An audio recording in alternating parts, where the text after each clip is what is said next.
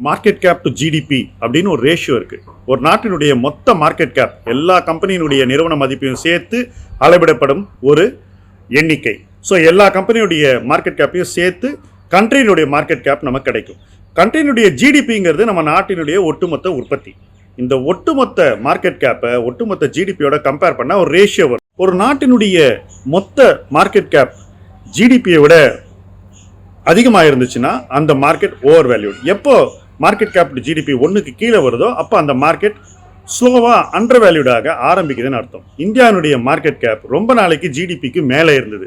$5.2 trillion வரைக்கும் market gap இருந்தது. இப்போ தான் அது இறங்கவே ஆரம்பிச்சிருக்கு. நம்ம நாட்டினுடைய ஜிடிபி கிட்டத்தட்ட 4 ட்ரில்லியன். எப்போ மார்க்கெட் கேப் ஜிடிபியை விட கணிசமாக குறையுதோ, எப்போ 4 ட்ரில்லியனு கீழே கணிசமாக குறையுதோ, ஒரு 10% குறையுதோ, அந்த பாயிண்ட்ல நம்ம மார்க்கெட் அண்டர் வேல்யூடாக ஆரம்பிச்சிடும். அதை நோக்கி நம்ம ரொம்ப வேகமாக இப்போ போயிட்டு இருக்கோம்.